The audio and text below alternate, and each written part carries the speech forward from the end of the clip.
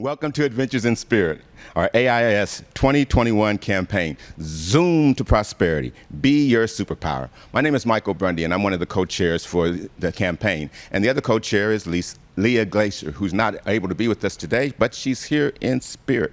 I want you to know that our AIS committee is made of 12 CSLDallas members, committed members. And what these members do is we meet every week for 10 weeks, and all we do is we just pray. We pray for your abundance, your prosperity, your individual abundance, your individual prosperity, as well as the prosperity and the abundance for the whole entire community. We do this because we know and we understand the laws that govern prosperity and abundance. And we also know that if we're all praying for you individually, then that helps us as a community. So one of the things that Leah and I have been doing each Sunday has been explaining to you and sharing with you the priorities that we have for 2021. One of our highest priorities is just that we're going to think outside the box. And if you've been on our list, you've gotten one of these in the mail. It says Zoom to Prosperity. And within this folder, it tells you everything you might want to know about our AIS campaign. And one of the things that it really tells you and focuses on is the priorities. Well, Leah and I have been telling you about priorities each week. And this week, I want to tell you about a few more. One is that we want to develop offerings beyond the Science of Mind courses that focus on biblical teachings from Science of Mind perspective and spiritual teachings using scientific support rather than just religious language. And then we also want to develop and implement a marketing strategy, deploy our mystic teachings and spirituality that's grounded around to other people. Now, I remember when we first were redoing the place here, I thought that we'd one day have a sign over there at the tollway saying, come to CSLDallas. This is a great place for you to be. But since we're going through all this COVID stuff, a lot of us aren't coming to CSLDallas. So instead, we're going to be thinking outside the box, seeing what other kind of ways that we can develop, other kind of marketing strategies. And then finally, we're going to publish and download spiritual inspiration as free pamphlets and videos, as well as purchasable ebooks and e-courses. All different ways that we can serve not only our community, but serve the people that are around us, serving CSLDallas. Now, it's really good to not just hear from me about why we do all these great things and why it's important for you to give to CSLDallas, but I want you to hear from one of our members, one of our generous giving members. And this guy is going to tell you why he gives and why he supports the CSLDallas, Tariq Rogers. Thank you, Michael. Thank you for the introduction. So, first of all, I am trained originally as an engineer, so you're going to have to forgive me as some of my analogies kind of go towards the concepts of scientific and system-related concepts. So with that, I kind of want to speak about how I give to, why I give to CSLDallas on a regular basis is because, one, I believe that money is just a vessel of energy. It is really just a container that is holding energy. And for me to give that on a constant basis is for me to invite continuous positive flow in, through, and around me. So for that reason is the primary reason why I continue to give on a committed basis. Why do I do it on a weekly basis? I do it on a weekly basis because it keeps me in the flow. It keeps me in a constant state of generosity. It keeps me always having a moment to pause, to think about why I am giving, and to remember and take that moment to give thanks for the ability to give and to be part of this continuous giving mindset concept. One of the reasons I commit because with me personally, I have a high degree of responsibility. I also like to publicly commit, and when I do that, it creates a vacuum. And when I give, it creates the vacuum, a very intentional vacuum, which I want to very intentionally fill with positive energy. That commitment, that public commitment, and that responsibility creates action. It just creates opportunities for action. It's not saying exactly what I expect to have flow through me, but there is a general sense that there will be continuous positivity that flows through me. And I will speak to some of those beautiful experiences and realizations that I have had of the opportunities that have flowed through me because of my full practice of generous giving and living in thanks and gratitude and so on and so forth, all the other practices and laws that we know and become familiar with here at CSLDallas. That when I create that public commitment, there's action that happens. All sorts of things. I just all of a sudden run across whatever is the next opportunity that is going to create extra prosperity personally for me, whether that's financially, happiness, love, joy. It just comes in so many ways. One of the things that I really speak to, or what that really connects with me, is you want to hear about those TSRW moments. And you want to be able to tie exactly, I gave this much this month and it multiplied and became this much the next month or whatever else. I can't give any of those one-to-one relationships, but I can tell you in my time since being here at CSLDallas and committing to being a generous giver, I'm just going to give you a list of some of the amazing things that have happened to me. First of all, I was working for a Fortune 500 company as a program manager. Within a couple months, I stated that I needed to have a much greater role. And because I stated that to the universe, I was given the opportunity at the drop of a hat, seemingly out of nowhere. The plant manager said he's retiring from that role and invited me to become the plant manager for that role. It was absolutely unbelievable to become a plant manager and business unit manager. What was actually even more amazing was that I did not feel that was a role that I was going to take permanently and to give that up, quote unquote, to invite other opportunity that came that resonated more with me. And with that, recently I can speak to some of the opportunities I've had to essentially really keep the role that I have and have another role where I am doubling my income, and it fits a lot better with my values. And I mean literally doubling my income. This is just amazing stuff that has just happened. That's part of the knowing the world, the universe is abundant and limitless, and there's not only one path.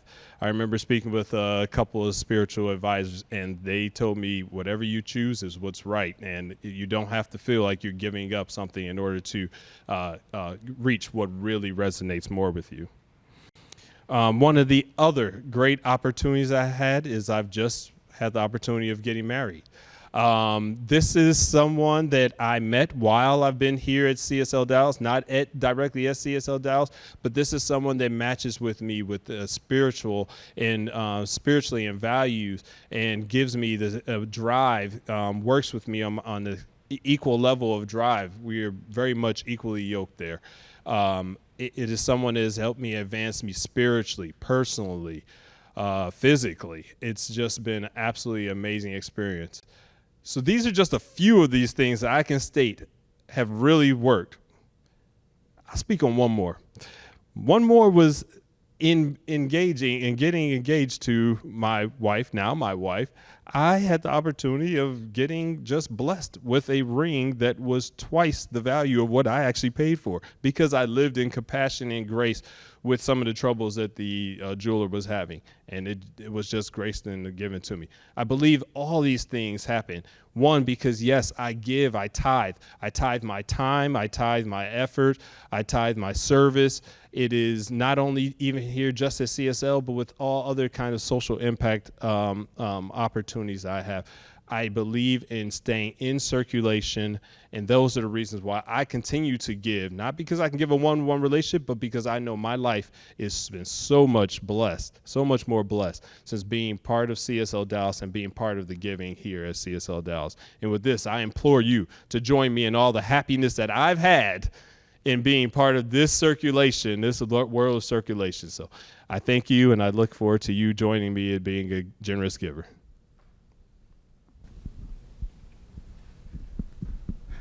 Thanks, Tariq.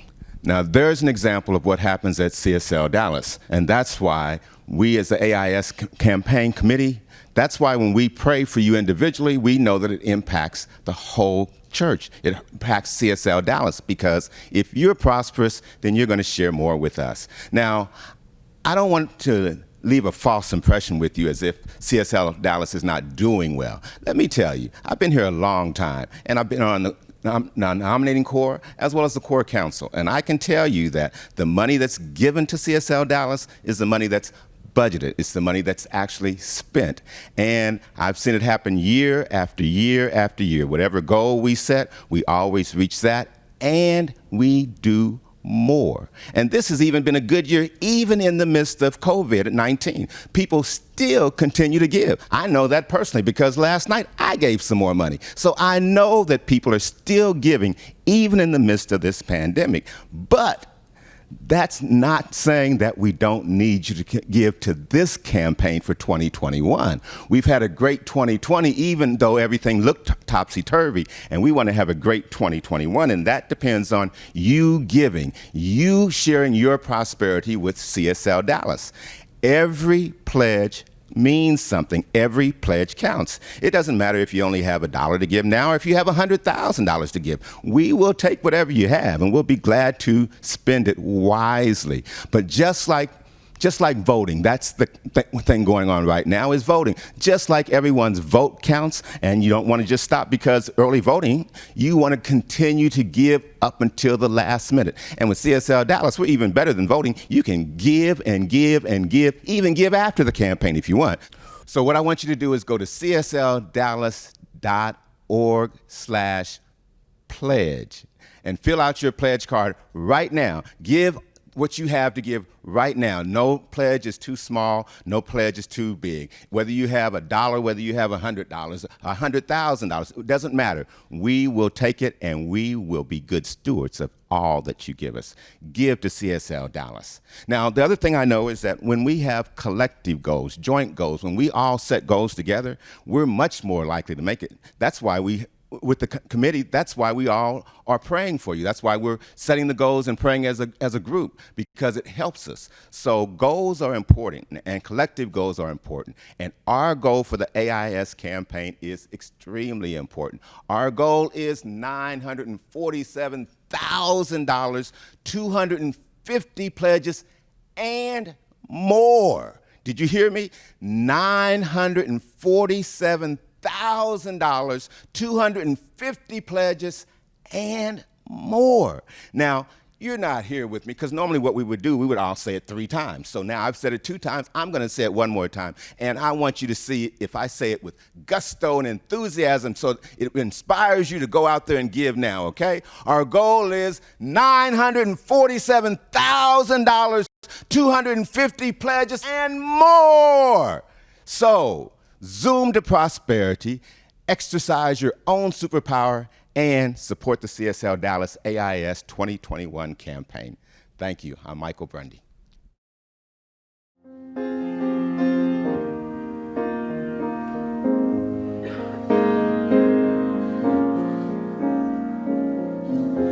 I stand in the silence, deafened by the echoes of the truth that flow from this knowing, a collection of the evidence and proof, to trust in creation as itself through me aligns, to know that my wanting more is selfishly divine. I am seeking my good, and my good is my God. I am seeking my good, and my good is my God. I am.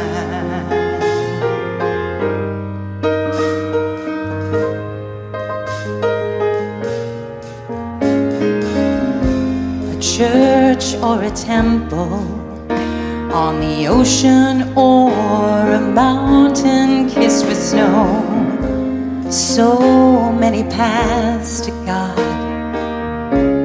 for you are the only place to go, a being with no circumference, whose center is everywhere, who asks for us only to receive the gifts it's longing to share. I am seeking my good, and my good is my God. I am seeking my good, and my good is my God. I am diving from the cliffs of circumstance to swim in your great abundance. I will not fight the current, but be carried into joy. I know I am seeking my good, and my good is my God. I am seeking my good, and my good is my God. I am seeking my good, and my good is my God. It's what's leading me, pushing me, urging me on. I am seeking my source, and my God is my source. It's my joy and my voice and my life-giving force. I am seeking my God. I am seeking my God.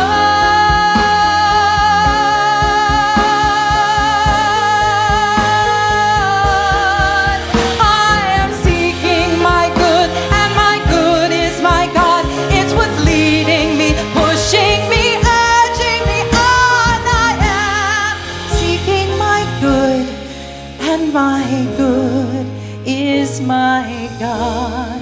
I am.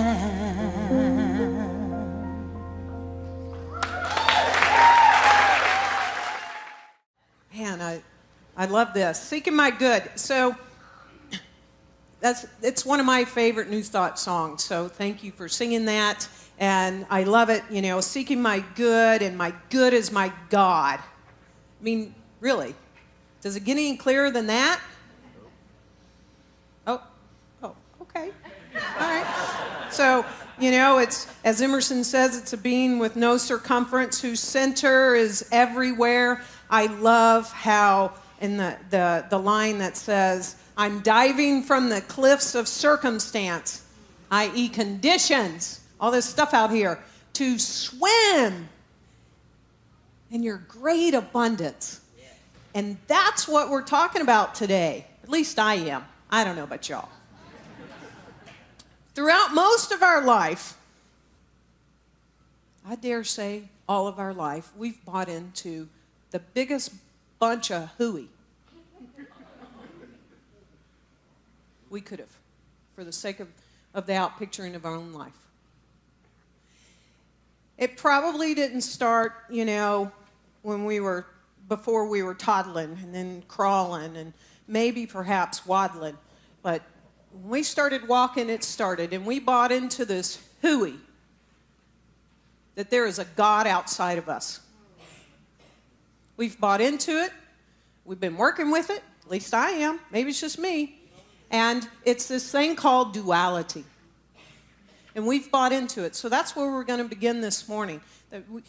To get our grips, our minds, our heart, our soul, you know, the spirit, soul, body of us. And to let go of this thing called duality so we can let all of our abundance grow. Okay, we're each a human individual, and we're sitting here this morning, and we know that, and we're moving through the life. And yes, we're a human individual, but that's the very thing that actually limits us. Because the fact is that we are a divine individuality. That's what we are.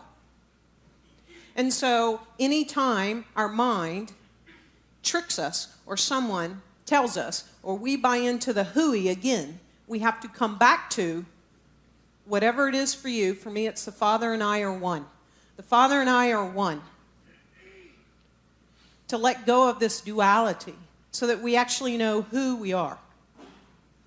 Ernest Holmes tells us that the only reason we are limited is that we have not allowed the divine within us to more completely demonstrate. God only wants us to receive. And so are we allowing this divine individuality as us to demonstrate and let it flow? So God, this eternal givingness is here, and the gifts of God are limitless, for this is the absolute nature of God, and it is the absolute nature of us too. We are limitless. And that which wants to pour through us, that which wants to be us. And so I and Dr. Peter were both reading this book for the first time. Who's reading this book with me for the first time or reading it? Oh my gosh. Okay. I'm not kidding. It's not a big book. It's not an expensive book. You've got to get this book. So Raymond Charles Barker, next to Ernest Holmes, is the master teacher of science mind. Okay? Many of us haven't read him. So this is what he says. And he just puts it out there, just like she said, like, boom! You ready? He, a minister of science and mind, wrote this. He says, this science doesn't tell you anything that you aren't already doing. It only informs you how you are doing it so you can produce what you want. Okay? I love this. This teaching, science mind, this teaching does not make you spiritual. So I'm just here to tell you, if you come here on a Sunday in order to be spiritual, don't show up anymore. Sorry. There isn't a church in the world which can make you spiritual. But he continues. If you can be made spiritual, then you aren't spiritual now. If you aren't now, you never will be. So hey, are y'all spiritual? Yes. Good. You are God's image now. Every person in the universe today is the complete operation of God. Think about that. Every person is a thinking, creative inlet and outlet of the action of infinite mind, infinite spirit, and infinite love. Wow. I had to read that several times to take in that much. Wow. And then he says, knowing this, you live accurately with precision, discernment, and specific results. You can say to one idea, no, and to the other idea, yes. They're equally important, folks. You select what you would like to have happen and reject what you do not. I and the Father are one. Right here it is. Now he continues. I really like this. You are God acting in the midst of flexible substance. Just get that on. Projecting into your experience the ideas of your own mind. Do not worry when forms go out of your world. You can produce more. Worry only when your thinking processes are confused. Okay, so I love this. We are in the midst of this flexible substance, and I liken it to the limitless Play-Doh. Come on, get your limitless Play-Doh on. It's gooey. It's all around us. It's Play-Doh. And what do we get to do with Play-Doh? We get to play with it. We get to form what we want.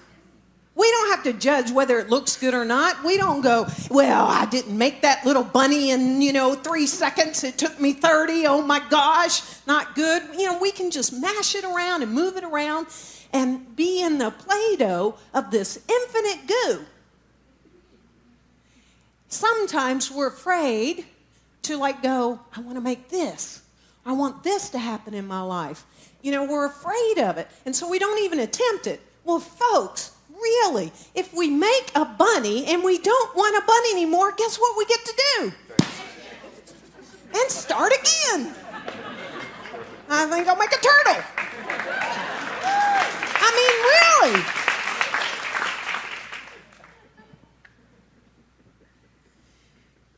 You are God playing with this goo. You can quote me on that. You are God playing with this goo. So now we know who we are, okay?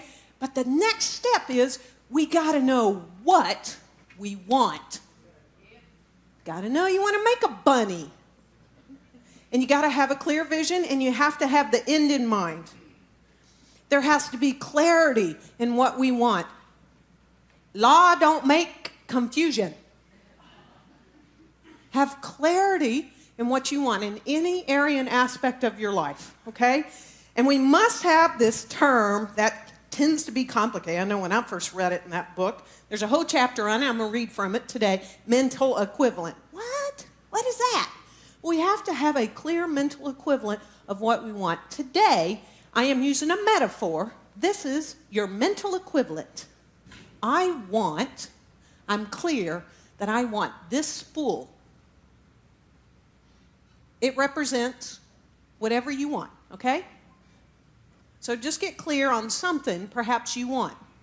Now, you can go from the macro, and you can say, well, I just want a job that pays me good.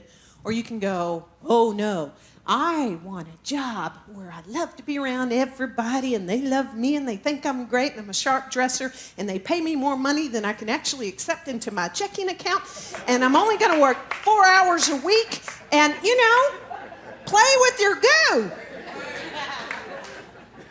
Or you could say, there's nothing wrong. I want a job and I want it right now. And you might get $4 an hour. It's okay. But you basically have to conceive of the ultimate. This is a mental equivalent.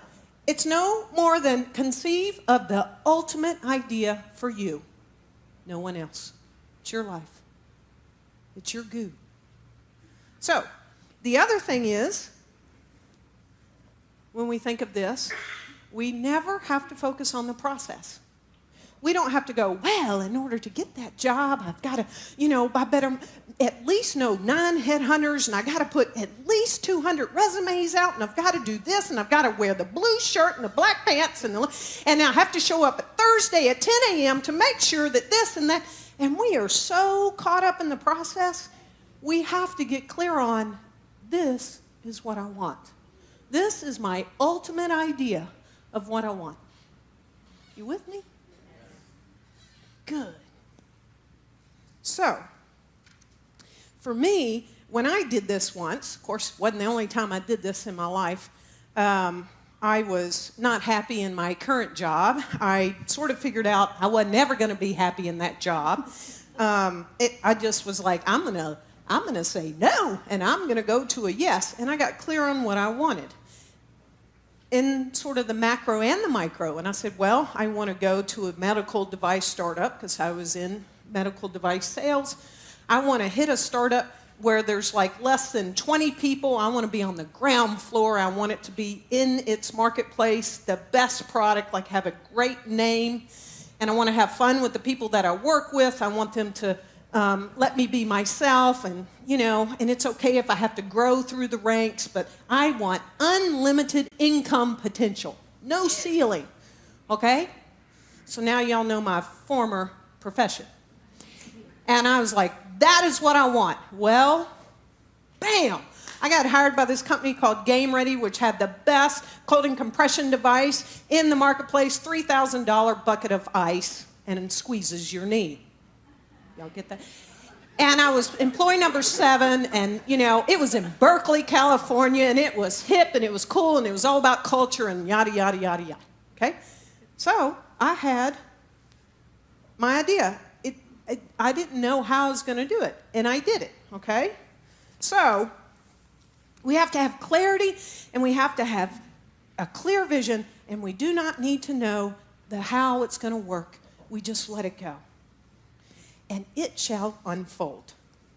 So once you have the clarity of your desired outcome, and you know what it is that you want in this goo, your desired experience, the next step that must occur, and I mean must, is we each must convince our own mind that it's already there.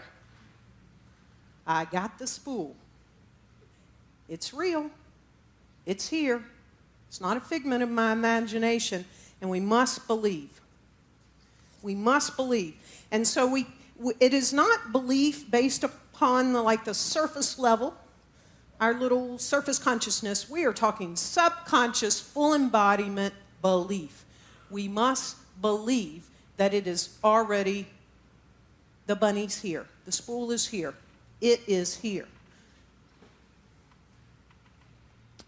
So from the chapter on mental equivalence in the Science Mind textbook, if you don't have that either, I'm going to share with you what Ernest Holmes says. And we hear this a lot from the master teacher. As ye believe, it shall be done unto you. The whole teaching of Jesus was based on the theory that we are surrounded by an intelligent law, which does unto each as he believes. He implied the necessity of faith, conviction, and acceptance. Faith, conviction, acceptance. This is the same as saying it must be measured out to us according to our own measuring. It must be measured out to us according to our own measuring. We must not only believe, we must know that our belief measures the extent and degree of our blessing. If our belief is limited, only a little can come to us because that is as we believe. We call this the law of mental equivalence. There you are. So, whatever the degree of our inward conviction is what we will direct outwardly through our consciousness. So whatever we inwardly believe shows up like a mirror. A mirror. As within, so without. We don't stand in front of a typical mirror and we stand there and I'm 4 times bigger or 2 times smaller. Okay, I know what y'all are thinking. But it's totally mirrored exactly as we are in front of it. It's the same in which the way this law of mental equivalent works. So not only must we have a mental equivalent of the thing we desire, but we must have unwavering faith, conviction, and acceptance. Faith, conviction, and acceptance of that very thing. So unwavering faith is this mental attitude which is so convinced of its own idea, it's just so convinced that any contradiction to that is unthinkable, unacceptable. So, when I took this job with Game Ready, I had a mental equivalent of one of the key things in wanting this job was to have unlimited earning potentials. Just as I got started and just as I learned the product and just as I thought I was ready to really launch, 2007, 2008, 2009. Y'all remember those years? There was something going on then, right? Bam! It just tanked. Everywhere you turned on the news, everything, it was like the economy is awful. There was all this awfulness. It was like, everything was shrinking monetarily. I'm like, I'm going to make the most money I've ever made in my life. And it's like, I had unwavering faith. Just so happened in 2007, in January of that year, I stepped into a Science of Mind community. Any accident? That I learned unwavering faith, mental equivalence, it's called foundations. I put it all to a test, I put it all to work, and it didn't matter what was going on outside of me. I mean to tell you, I did not get promoted and I did not change jobs, and I made 2 to 3 times what I could ever imagine. I remember one quarter, we had this, you always have a quota, and I had salespeople by that time, and they were just like, wasn't going to make it. I didn't care. I had unwavering faith. I had that mental equivalent. The last week of the quarter, somehow, miraculously, $500,000 came in sales. We busted through the quota. I got a nice $300 bottle of champagne from the chairman of the board. And that year 2, I made, based upon what they were supposed to pay me, they couldn't pay me all that they actually owed me. And I had to negotiate what I would accept. Because I put these principles to work to unleash my financial abundance in my life. However, what happened is, with that unwavering faith, I had to have a mental equivalent. Excuse me for a second. And I had to grow that mental equivalent.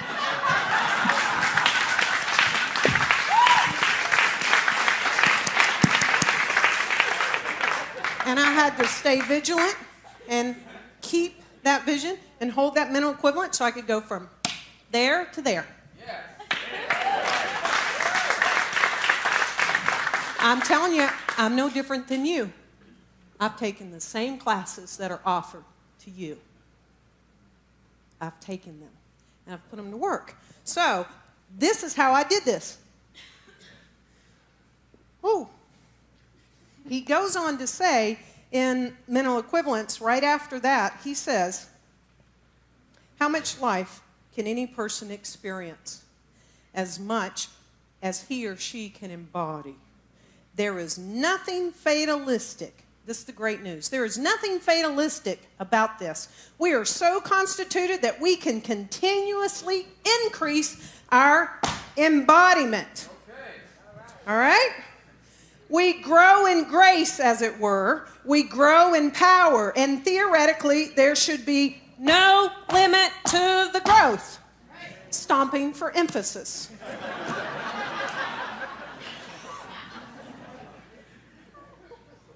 We can only have what we can take. God is the eternal givingness. The gifts of God are limitless, for this is the nature of God. God is our source. I love this out of Raymond's book. Jesus said, quote, give us this day our daily bread. How many have heard that all their life? Give us this day our daily bread. He told his followers that they would receive as much bread as they expected. God is our source. Give us this day our daily bread. We can receive that bread as much as we expect. But the key is, he did not say what the size of the loaf is.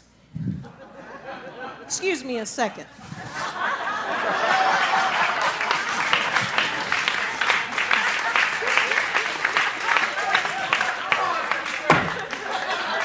Where'd my spool go? I don't care. Jesus did not say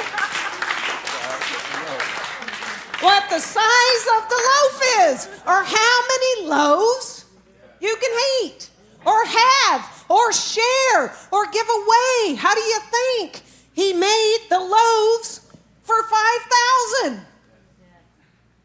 He's no different than we are. Oh, I really trust that something is waking up in each and every one of us, including me in this moment. He never, ever said the size of the loaf, what it had to look like, how many loaves you can receive. So we grow in our abundance. And again, how do we, because we're here, how can we go from, and guess what?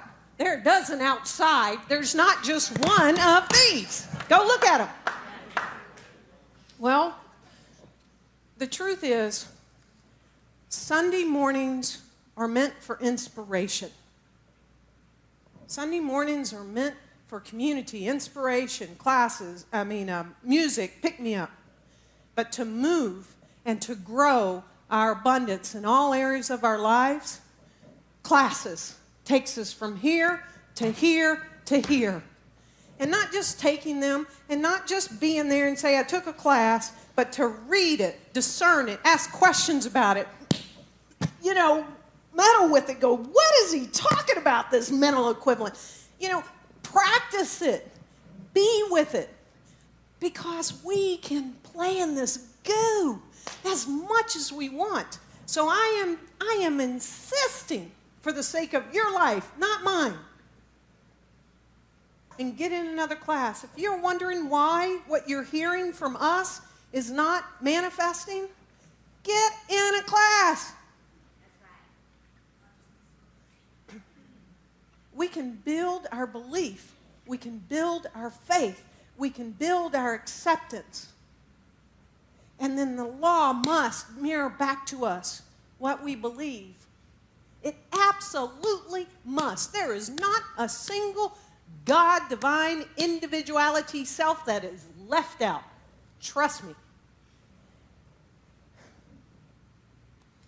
So it doesn't happen on its own.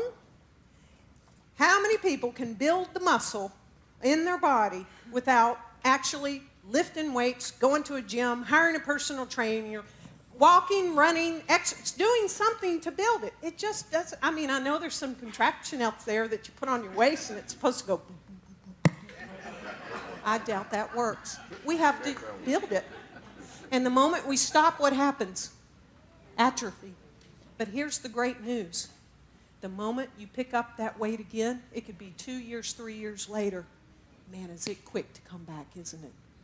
So if you've sort of fallen off your muscle building, meaning building consciousness, understanding that you are the most magnificent individualized expression of the one that it has ever shown up as, makes me weep how beautiful you each are. Then get in a class.